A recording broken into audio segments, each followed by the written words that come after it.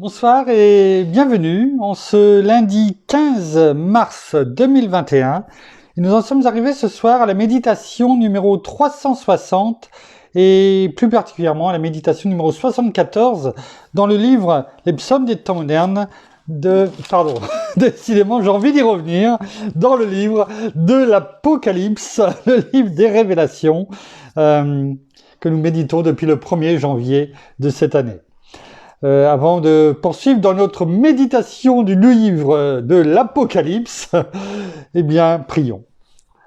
Père, bien-aimé Saint-Esprit, Seigneur, Dieu Tout-Puissant, Dieu de gloire, oh, tu as mis ton esprit en nous, dans le nom de Jésus, afin que, comme le Seigneur l'a dit, que notre bien-aimé Saint-Esprit nous enseigne toutes choses et nous rappelle tout ce que notre Seigneur a à nous dire et ce qu'il nous a déjà dit, alors que ta parole, une fois de plus ce soir, nous éclaire, nous fortifie, nous nourrisse, afin que nous apprenions chaque jour, par ta parole, à nous nourrir non seulement convenablement, mais de tous les nutriments, si je puis m'exprimer ainsi, eh bien, que nous devons puiser afin de tenir ferme, afin de ne pas dévier, afin d'être, comme il est dit dans le psaume 1er, cet arbre, eh bien, qui donne du fruit en son temps et dont le feuillage ne se flétrit pas. Alors, encore une fois ce soir, Père, dans le nom de Jésus, par notre bien-aimé Saint-Esprit, eh bien, viens te révéler à nous. Amen. Nous sommes toujours dans ce 4e message de notre Seigneur Jésus qu'il a donné donc à l'apôtre Jean d'écrire afin que cela traverse le temps, les époques. Bien sûr, nous le rappelons, ce message, 4e message à l'église de Thyatire, qui représente la réalité spirituelle de l'église de la papauté de l'an 500 à aujourd'hui, de nos jours. Mais ce message n'est pas que pour cette église, que cette période de l'histoire de l'église, mais elle est également pour chacun d'entre nous. Et ce message, ce 4e message à l'église de Thyatire, eh bien, est écrit dans le chapitre 2, du verset 18 au verset 29. Je vous laisserai le reprendre. En ce qui nous concerne, nous allons lire du verset 18 au verset 20, le verset 20 dans lequel nous sommes arrivés aujourd'hui. Il est écrit: Écrit à l'ange de l'église de Thyatire. Voici ce que dit le Fils de Dieu, celui qui a les yeux comme une flamme de feu et dont les pieds sont semblables à du bronze. Je connais tes œuvres, ton amour, ta foi, ton service, ta persévérance et tes dernières œuvres, plus nombreuses que les premières. Verset 20. Mais ce que j'ai contre toi, c'est que tu laisses la femme Jézabel, qui se dit prophétesse, enseigner et séduire mes serviteurs, pour qu'ils se livrent à l'inconduite et qu'ils mangent des viandes sacrifiées aux idoles. Voilà où nous sommes arrivés à ce verset 20 qui va prendre quelques méditations, je pense, parce que nous avons décidé, nous avons été conduits de bien comprendre qui était cette femme. Cette prophétesse, bien sûr, ce n'est pas celle-ci, elle n'est plus là, cette Jézabel, mais c'est son esprit qui est là. Et c'est tout ce qui est important de bien comprendre, parce que cet esprit de Jézabel qui est là, qui est pour l'église de la papauté de l'an 500 à aujourd'hui, mais également là pour chacun d'entre nous. Qui est Jézabel? Et c'est ce que nous avons commencé à méditer depuis hier. Alors, certes, pas sur Jézabel elle-même depuis hier, mais en remontant à David et notamment à son fils, surtout Salomon. Nous l'avons vu donc hier.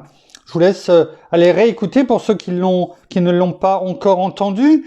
Eh bien, cette dérive, petit à petit, qui a touché Salomon dans sa vie, lui qui avait, tout comme le lièvre, bien commencé, à aller même vite, parce qu'il a même construit le temple de Dieu, celui que l'Éternel avait dit à David, ça sera ton fils qui va le construire et à la fin de ses jours, malheureusement, eh bien, il a complètement détourné son cœur, en tout cas en grande partie.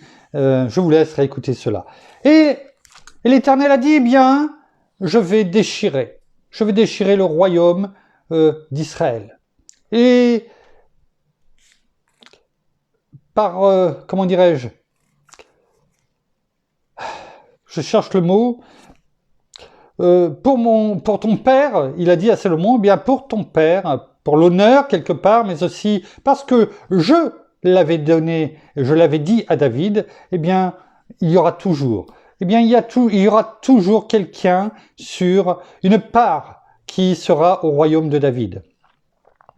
Bien sûr, c'est le royaume de Juda, on le sait, et à la mort de Salomon, eh bien effectivement, le royaume d'Israël a été coupé en deux. Enfin, en deux, façon de parler.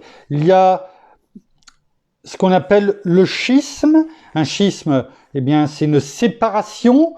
Et le royaume d'Israël, c'est, comment dirais-je, divisé en le royaume de Juda, où il y a comme capitale Jérusalem, et le royaume d'Israël avec comme capitale Samarie.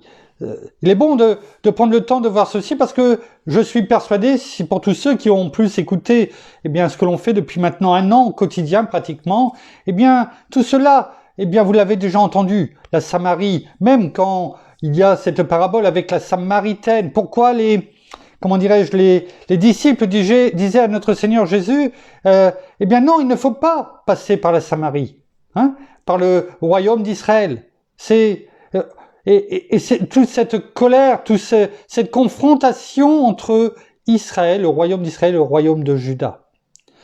Et tout cela vient de là. Et hier, je disais, eh bien, il y a toujours des conséquences, si ce n'est, bien sûr, pour nous, c'est une évidence, mais aussi pour tous nos descendants, enfants, petits-enfants, arrière-petits-enfants, et même bien au-delà. Il y a toujours des conséquences. On a vu David qui a conduit par notre bien-aimé Saint-Esprit parce qu'il aimait Dieu. Il aimait l'Éternel. Un homme selon le cœur de Dieu. Et tout lui a été remis entre ses mains. Dès son plus jeune âge, même s'il a dû être façonné, attendre. Et c'est peut-être aussi quand on est, et je parle pour moi, en ce qui me concerne en tout cas, parce que je ne peux pas parler pour les autres, mais bien souvent on a tellement hâte de voir ce que Dieu nous a promis, eh bien se manifester devant nos yeux tout de suite. Pourtant, David a dû attendre, il a été façonné, et nous devons être façonnés. Ce que nous faisons chaque jour, eh bien c'est aussi notre Père qui nous façonne sur le tour du potier. Il nous façonne, jour après jour, afin que demain, eh bien, lorsque ça sera le temps, le timing de Dieu, eh bien, nous puissions être là, fortifiés et répondre à ce que nous aurons devant nous, ou aux questions, aux personnes peut-être que nous aurons devant nous. Et donc, il est bon de connaître l'histoire un petit peu, eh bien, même si c'est du rapide, certes, mais de comprendre un petit peu tout cela. C'est important. Alors, le fils de Salomon, qui s'appelle Roboam, hein, eh bien, est devenu roi de Juda. Et on avait abordé hier eh bien, un autre personnage, Jéroboam, qui a été suscité hein, par l'Éternel, parce qu'il avait dit eh bien, à Salomon, il avait dit il y aura quelqu'un, un serviteur, hein, donc quelqu'un qui est proche de toi, eh bien, qui va te tourner le dos, quelque part, hein, c'est ça hein, que ça voulait dire, et qui va s'opposer à toi. En tout cas à ta descendance, ensuite. Et c'était le cas. Lorsque Roboam a pris le pouvoir en tant que roi déjà, d'Israël à la base, hein, eh bien, il a pris conseil auprès des anciens, ceux qui avaient vécu auprès de son père, Salomon, et pour leur demander eh bien qu'est-ce que je dois faire par rapport à toutes ces personnes que Jéroboam et tous ceux qui le suivent. Et les anciens lui ont dit, eh bien, il faut leur dire, allez, revenez vers moi. Enfin, pardon. Je reprends la parole. Voilà, les anciens dirent à Roboam, si aujourd'hui tu te fais le serviteur de ce peuple, en fait, ce que notre Seigneur a fait, il a tout abandonné pour se faire serviteur. Il est intéressant de voir ce qui est écrit là dans ce chapitre 12, toujours du premier livre des rois, au verset 7, les anciens disent à Roboam, et lui adressèrent la parole en ces termes, si aujourd'hui tu te fais le serviteur de ce peuple, si tu te mets à leur service, si tu leur réponds en parlant avec bonté, ils seront pour toujours tes serviteurs.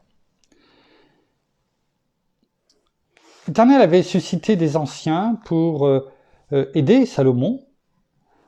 Salomon l'avait demandé à l'Éternel, remplis-moi de sagesse, mais la sagesse c'est aussi d'avoir ses conseillers autour de lui. Et ça a été le cas avec les anciens, même s'il ne les a pas forcément écoutés vers la fin. Et Roboam, de nouveau, au travers de ses conseillers qui avaient des paroles de sagesse, c'est comme si l'Éternel venait et lui tendait une fois de plus la main afin qu'il y ait est-ce qu'on peut parler de seconde chance? Afin que la paix revienne. Et que les choses, à nouveau soient différentes. Mais, il est écrit au verset 8, Roboam ne tint pas compte du conseil que lui donnaient les anciens et prit conseil de ceux qui, enfants, avaient grandi avec lui et qui se tenaient avec lui. Peut-être que ces enfants qui ont grandi auraient pu être peut-être de bons conseillers. Mais ce n'était pas le cas. Il a préféré tenir compte de ceux avec qui il avait grandi, avec qui il s'amusait, avec qui il avait peut-être fait les 400 coups étant jeune, mais les anciens. Vous savez, les anciens, ces vieux qui sont là, qui ne comprennent pas les jeunes. Ils ne comprennent pas la vie que l'on a aujourd'hui, disent les jeunes. Ils ne peuvent pas comprendre. Il y a une génération qui est passée. La vie n'est plus la même. En ton temps, c'était comme ça. Combien de fois nous avons entendu cela? La parole nous parle pour cela aussi aujourd'hui, à nous, anciens, mais aussi aux plus jeunes.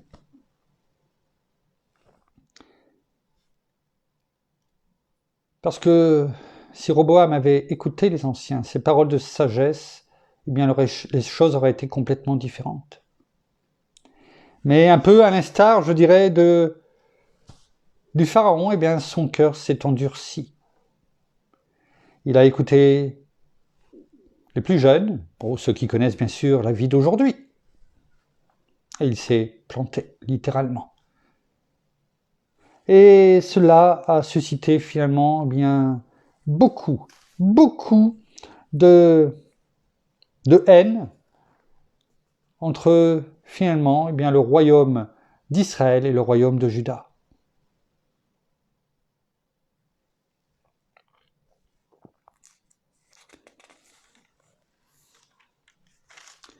Il y a même, à un moment donné, tout était prêt et les peuples s'étaient regroupés, les guerriers de chaque camp, afin de combattre les uns contre les autres. Alors que, peu de temps avant, même s'il y avait bien sûr des convoitises, des jalousies, mais c'était un seul royaume, le peuple d'Israël, au sens large. Comment, en quelques années, ils étaient prêts à s'entretuer. Le même peuple que l'Éternel avait fait sortir de l'esclavage de l'Égypte.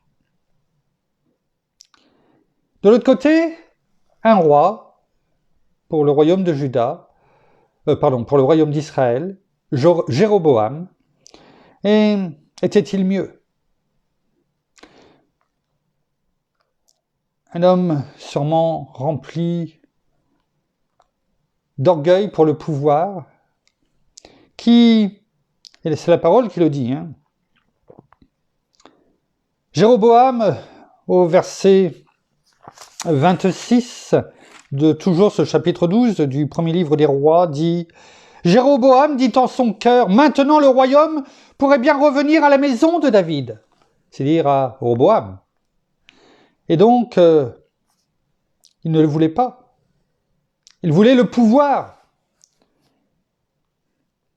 Alors, il dit, même si ce peuple monte à Jérusalem pour faire des sacrifices dans la maison de l'Éternel, dans le temple, le cœur de ce peuple reviendra à son Seigneur, à Roboam, roi de Juda. Ils me tueront et reviendront à Roboam, roi de Juda. Voilà ce que dit Jéroboam, ce qu'il pense en son cœur, c'est ce qu'il dit. La parole, c'est ce qu'elle dit. Alors, qu'est-ce qu'il a fait? Alors, lui aussi, après avoir pris conseil, la parole ne dit pas si il a suivi le conseil ou pas, mais en tout cas, elle dit simplement, après avoir pris conseil, le roi fit 2 veaux d'or et dit au peuple, vous êtes assez montés à Jérusalem, Israël, voici tes dieux qui t'ont fait monter du pays d'Égypte. Voilà comment, en quelques années, tout simplement parce que Salomon n'a pas fait ce qu'il faut, voilà comment le royaume de David est complètement divisé, avec 2 personnes finalement qui ont un cœur rempli d'orgueil, de pouvoir, et qui se tournent finalement contre l'Éternel. Jéroboam fait exactement ce que le peuple, en sortant d'Égypte, alors que Moïse était monté pour récupérer, enfin pas pour récupérer, pour recevoir les tables de la loi gravées par le doigt de Dieu. Et lorsqu'il redescendit, eh bien, il entendit des clameurs, des cris de joie, d'amusement, de folie, d'orgie, autour d'un veau d'or que le peuple avait demandé à Aaron et à ceux qui étaient autour de Aaron de construire. C'était devenu leur Dieu, celui qu'ils devaient suivre. Et on voit qu'aujourd'hui, Jéroboam dit la même chose. Ces 2 veaux d'or, vous êtes à ces montages. Israël, voici tes dieux qui t'ont fait monter du pays d'Égypte. Le même péché qui détourne le peuple d'Israël et qui sépare vraiment les choses entre le royaume de Juda, Jérusalem pour capitale, et le royaume d'Israël avec capitale Samarie. Vous voyez les conséquences que peuvent avoir le comportement, notre comportement, sur toute une descendance. Quelquefois on ne le voit pas pour nous, parce que l'Éternel est bon et fidèle. Et nous ne comprenons pas que nos choix d'aujourd'hui peuvent avoir des conséquences extrêmement graves et être tellement amplifiés demain. Nous comprenons mieux quand la parole nous dit de tenir ferme. Tenir ferme. D'avoir un cœur fidèle. Toujours tourné dans la volonté de notre Père. Ne jamais détourner nos regards. Et si on le fait, de toujours, comme on l'a dit hier, revenir. Ce n'est pas grave. Écoutons notre GPS spirituel, notre bien-aimé Saint-Esprit, et laissons-le nous conduire en permanence. Et si nous nous trompons, de chemin en faisant quelques pas errants, écoutons sa voix qui nous dit « Reviens, reviens ». Vous savez, cette conviction qu'on n'est pas parti sur le bon chemin. Ne persévérons pas. Ne croyons pas qu'au détour du chemin, ça ira mieux. Plus on s'éloigne, plus ces genres de conséquences, eh bien, ces schismes, et ce n'était pas juste un schisme, un divorce entre deux personnes, c'est entre deux peuples. Le peuple, enfin entre un peuple, le peuple d'Israël. Et cela va avoir des conséquences pendant bien longtemps. Bien longtemps.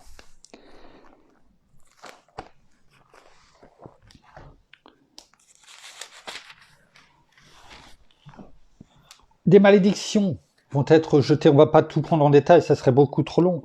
Des malédictions par des prophètes vont être jetées sur les uns et sur les autres.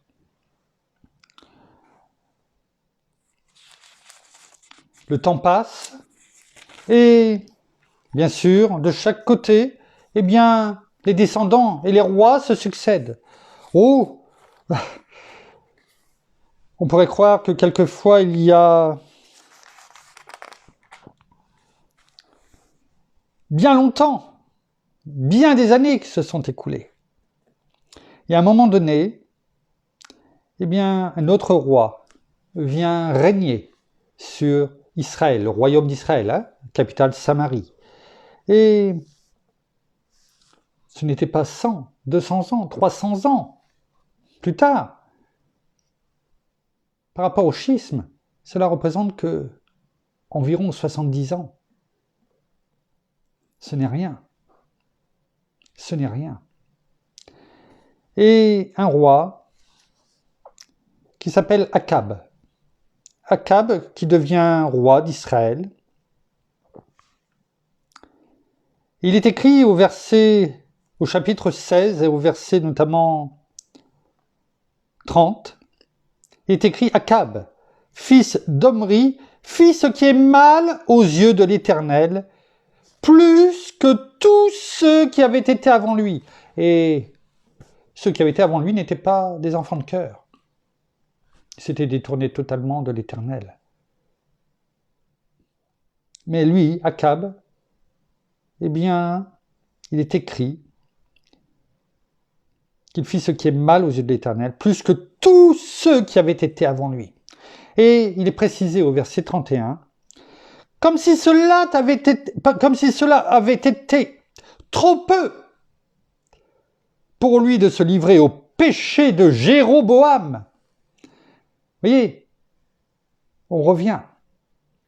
Alors qu'il y a eu plusieurs rois depuis, descendants. On revient à Jéroboam, au péché, le veau d'or et tout le reste, tout ce qui a été élevé, les poteaux d'Akhéra, les cultes à Balaam. Hein, ça vous rappelle tout ce que nous avons pu déjà méditer dans le livre de l'Apocalypse jusqu'à maintenant. Mais tout est lié.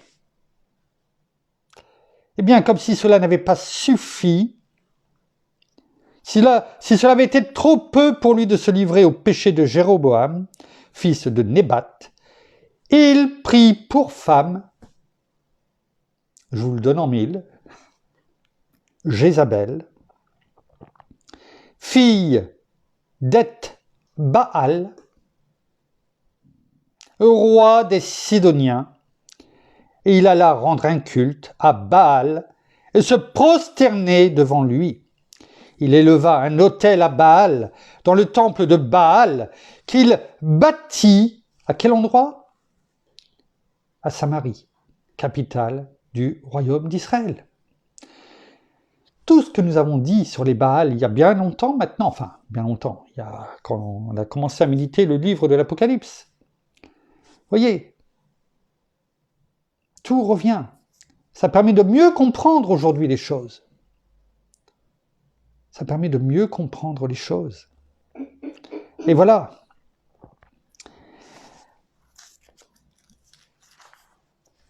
Je ne sais pas si vous vous rappelez, hier, nous avons lu une phrase, et j'avais insisté sur cette phrase, et je reprends là ce qu'on vient de dire. Il prit pour femme Jézabel, fille d'Eth-Baal, vous voyez, hein, on rajoutait, on l'avait déjà dit, l'endroit et Baal derrière. Roi des Sidoniens. Roi des Sidoniens. On avait vu hier, dans le chapitre 11 du premier livre des rois, au verset 2, à partir du verset 2,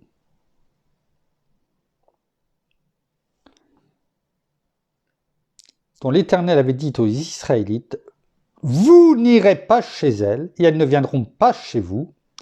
Elles détourneraient certainement vos cœurs vers leur Dieu. » Ce fut à ces nations que s'attacha Salomon, entraîné par l'amour. Non, ce n'était pas ce verset-là. J'essaie de retrouver le verset.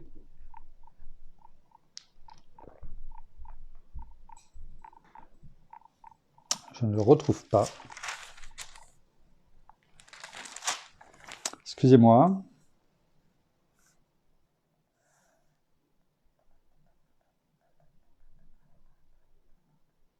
Voilà. Verset 5. Salomon se rallia au culte d'Astarté, divinité des Sidoniens. Et Akab, non seulement, eh bien, il a fait encore plus que tout le monde, et le premier peuple à qui l'Éternel avait dit « Tu ne prendras pas », eh bien, c'était les Sidoniens. Et tout comme Salomon, eh bien, a rendu un culte à Astarté, roi des Sidoniens, dieu des Sidoniens, hein, eh bien, Akab n'a pas simplement rendu ce culte, il a pris une femme, eh bien, qui s'appelle Jézabel, fille d'Ed-Baal, roi des Sidoniens. Voilà ce qu'il a fait. Il a fait, lui, la totale, si on peut s'exprimer ainsi, le summum. Il a vraiment été jusqu'au haut du haut pour vraiment être contre l'Éternel, se positionner contre l'Éternel. C'est ce qu'il a fait. Vous voyez, on a fait un résumé, hein, bien sûr, hein, on a passé sur beaucoup de choses, mais c'est pour vous montrer la progression exponentielle finalement du mal, du péché jusqu'à son extrême, tout simplement en partant, eh bien, simplement d'une désobéissance à l'Éternel, alors qu'il avait tout mis entre nos mains. Ouais. Une désobéissance, c'est l'effet papillon, un petit battement d'aile, et puis finalement ça a des répercussions à l'autre bout du monde, eh bien, tellement importantes, même si on croit que c'est rien, oh, c'est un tout petit péché, c'est rien du tout. C'est rien. Et pourtant, les conséquences sont désastreuses. C'est ce que nous devons faire attention dans nos vies.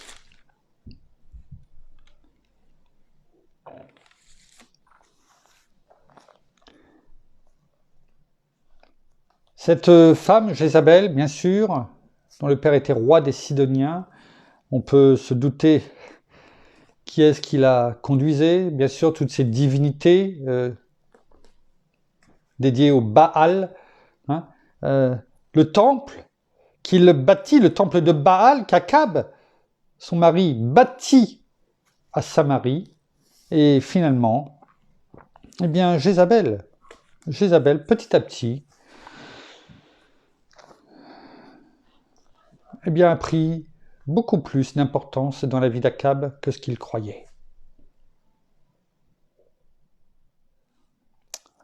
Et c'est ce que nous verrons à partir de demain, parce que, eh bien, à un moment donné, arrive au chapitre 17 un certain prophète qui s'appelle Élie, qui a été suscité, et je n'en doute aucunement, pour venir faire le contrepoids face à cette prêtresse, finalement, qui devait œuvrer dans ce temple de Baal, et qui petit à petit a pris le pouvoir, la mainmise, petit à petit, sur son mari, le roi, Akab. C'est ce que nous verrons à partir de demain. Donc là, nous verrons petit à petit qui est Jézabel réellement et cet esprit qui perdure jusqu'à aujourd'hui. Et ce que la parole nous dit, surtout, car c'est cela le plus important. Mais il était bon de prendre ces 2 dernières méditations pour en arriver là, pour comprendre dans nos vies que nous ne devons pas jouer. Nous ne devons pas jouer avec le feu parce qu'à un moment donné, on se brûle. Donc il est bon d'écouter en permanence la voix de l'Éternel, de laisser notre bien-aimé Saint-Esprit nous conduire dans le nom de Jésus, parce que on peut avoir des moments d'égarement. Mais surtout, il faut savoir tout de suite se rendre compte, faire demi-tour et reprendre la bonne voie, après bien sûr être venu demander pardon à notre Seigneur, et se repentir amèrement et de le laisser nous conduire. Parce que sinon, on s'apercevra, mais quelquefois malheureusement bien trop tard, des conséquences désastreuses que cela a pu avoir dans nos vies. Alors sachons, rester humbles, nous humilier devant notre Seigneur et continuer à persévérer dans la prière, même si on a l'impression que peut-être rien n'avance, que on rigole dans votre dos ou devant vous. Le juge de paix sera toujours la parole. Et c'est à celle-ci que nous devons tenir. C'est notre nourriture, aussi bien physique que spirituelle. Donc, tenons ferme. Nous terminons par la prière. Oh, merci Seigneur, encore ce soir pour ce moment d'éclaircissement. Merci parce que, bien-aimé Saint-Esprit, tu ouvres nos yeux, tu ouvres nos cœurs et nos oreilles afin que nous comprenions ce que tu as à nous dire, Seigneur, par toi, bien-aimé Saint-Esprit. Alors, pardon si par moments nous nous sommes égarés, pardon si par moments nous avons chuté, et nous te demandons, Seigneur, de vraiment nous recadrer dans la bonne voie, de nous remettre sur ce chemin qui est la vérité, sur ce chemin droit que tu es. Ne nous écartons pas de ce chemin afin que nous puissions toujours te regarder droit devant, avoir cette vision que tu es là, à nos côtés. Alors même si nous avons chuté par moments, vraiment nous te demandons pardon et nous venons vraiment encore nous repentir et vraiment venir à toi tout simplement afin que tu puisses vraiment nous recadrer et vraiment nous renforcer afin que nous puissions toujours aller de l'avant et ne pas aller ni à droite ni à gauche dans toutes ces tentations qui peuvent être nombreuses au jour d'aujourd'hui comme elles pouvaient l'être nombreuses il y a quelques années.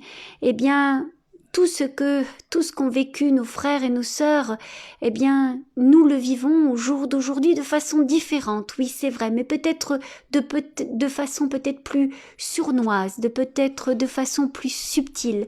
Mais nous savons que tu es là à nos côtés et tu es encore plus grand que toutes ces choses, que notre ennemi, parce que tu l'as déjà vaincu, il est déjà vaincu et nous savons que où est sa place.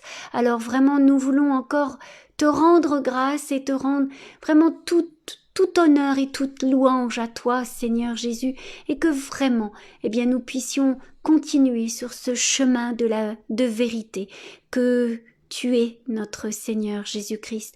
Alors, vraiment, bénis, que chacun d'entre vous soit abondamment béni et surtout restez ferme dans la foi, persistez, veillez, priez également, mais surtout restez ferme par rapport à tout ce qu'il se passe dans ces moments que nous vivons. N'ayez aucune crainte et surtout n'ayez aucune honte, car bien nous savons que c'est en toi qu'est notre force et nous savons pertinemment bien que c'est toi qui dirige toutes choses, qui dirige nos vies. Alors n'ayons aucune peur de proclamer, de déclarer l'évangile, car c'est vraiment une puissance pour le salut de quiconque croit. Alors n'en ayons aucune honte de proclamer ton nom, Seigneur Jésus, car tu es le Sauveur de l'humanité. Alors soyez tous abondamment bénis dans le nom de Jésus. Amen. Amen. Merci. Voilà, ainsi s'achève la méditation de ce soir. Nous vous bénissons abondamment de toutes les bénédictions spirituelles dans les lieux célestes en Christ. Nous saluons nos amis au Québec, au Canada, en francophonie, en France, à Paris et bien sûr tout autour de chez nous. Nous vous souhaitons une agréable fin de journée pour certains, de soirée pour d'autres. En tout cas, un très bon appétit pour ceux qui vont passer à table. Ça va être notre cas bientôt. Et en tout cas, toutes et à tous, une très très bonne nuit. Et nous vous donnons rendez-vous demain, au même endroit, à la même heure. Et en tout cas, soyez bénis abondamment. À demain. Au revoir.